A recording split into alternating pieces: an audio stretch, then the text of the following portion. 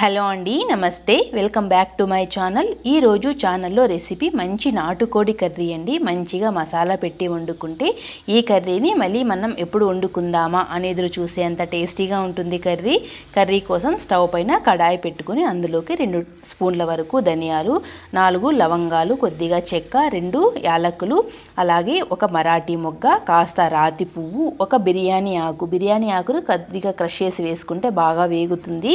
అందులోకి కొద్దిగా జీడిపప్పు పలుకులు, ఒక స్టార్ ఫ్లవర్, కొద్దిగా అనాస పువ్వు, 1 టీ స్పూన్ అంతా జీలకర్ర, కట్ చేసి పెట్టుకున్న ఒక గుప్పెడు కొబ్బరి ముక్కలను యాడ్ చేసుకొని మంటని స్లో ఫ్లేమ్లో పెట్టుకొని దోరగా వేయించుకోవాలండి. ఇవి వేగిన తర్వాత ఒక ప్లేట్లోకి వేసుకొని పూర్తిగా చల్లార్చుకోవాలి.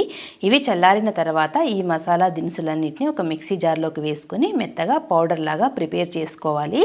ఇందులోకి మనం అల్లం వెల్లుల్లి పేస్ట్ సపరేట్ వేయక్కర్లేదండి. ఇందులోకి ఒలిచి పెట్టుకున్న చిన్నుల్లిపాయలు, కొద్దిగా అల్లం ముక్క, కొద్దిగా కొత్తిమీరని కూడా యాడ్ చేసుకొని కొద్దిగా వాటర్ని యాడ్ చేసుకొని మెత్తగా పేస్ట్ లాగా గ్రైండ్ చేసుకోవాలి. ఇలా గ్రైండ్ చేసుకున్న ఈ మసాలా పేస్ట్ని కొద్దిగా వాటర్ని యాడ్ చేసుకొని ఒక గిన్నెలోకి ట్రాన్స్ఫర్ చేసుకొని రెడీ చేసి పక్కన పెట్టుకుందామండి.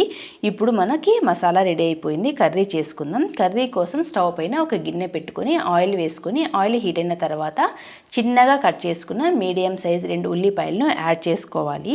ఈ ఉల్లిపాయల్లోకి చిటికెడు పసుపు వేసి మంచి బ్రౌన్ కలర్ వచ్చేంత వరకు వేయించుకోవాలండి. ఇలా ఉల్లిపాయలు వేగిన తర్వాత చిన్నగా కట్ చేసుకున్న టమోటా ముక్కలను కూడా యాడ్ చేసుకోవాలి. నేను ఇక్కడ కుండలో చేసుకుంటున్నానండి. ఒకవేళ మీ దగ్గర కుండలో లేకపోతే గిన్నెలో అయినా చేసుకోవచ్చు. ఉల్లిపాయలు ఎంత చిన్నగా కట్ చేసుకుంటే అంత త్వరగా వేగుతాయి. మంచి రంగు వచ్చేంత వరకు వేయించుకుంటేనే కర్రీ టేస్ట్ వస్తుందండి.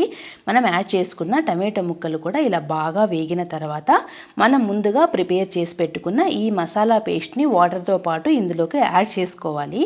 ఈ మసాలా పేస్ట్ని బాగా కలుపుకొని ఈ మసాలాలో ఉన్న వాటర్ అంతా ఎగిరిపోయేంత వరకు ఉడికించుకోవాలి.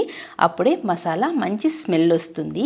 ఇలా మసాలాలో వాటర్ అంతా పోయి ఆయిల్ పైకి తేలిన తర్వాత మన టేస్ట్కి సరిపడా కారం పొడిని కూడా యాడ్ చేసుకొని కారం పొడిని కూడా బాగా కలుపుకొని ఉడికించుకోవాలి. కారం పొడి కూడా బాగా ఉడికిన తర్వాత ముందుగా రెడీ చేసి పెట్టుకున్న మనం నాటుకోడి చికెన్ని ఇందులోకి యాడ్ చేసుకోవాలండి.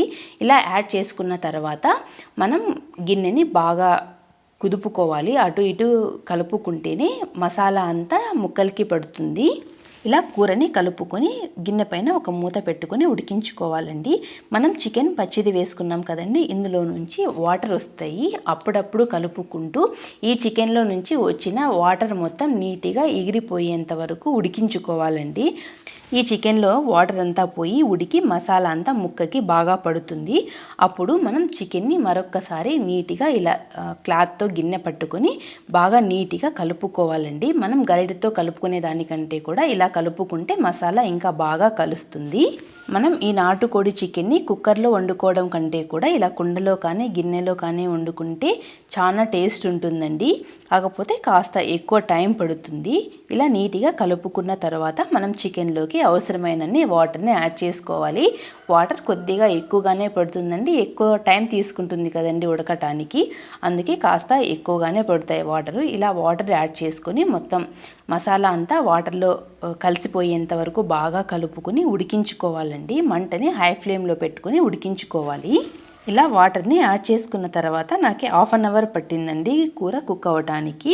ఇలా కూర చిక్కబడి పైకి ఆయిల్ తెల్లింది అంటే దాదాపు కూర ఉడికిపోయినట్లే. ఇప్పుడు మనము ముక్క చూసి మెత్తగా ఉడికిందంటే స్టవ్ ఆఫ్ చేసుకోవడమే.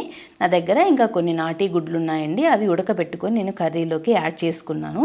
ఇలా ఎగ్స్ యాడ్ చేసుకున్న తర్వాత ఇందులోకి కాస్త కొత్తిమీర చల్లుకొని మూత పెట్టుకొని స్టవ్ ఆఫ్ చేసుకుని ఒక 10 నిమిషాలు ఉంచుకుంటే మన కూర రెడీ అయిపోతుంది.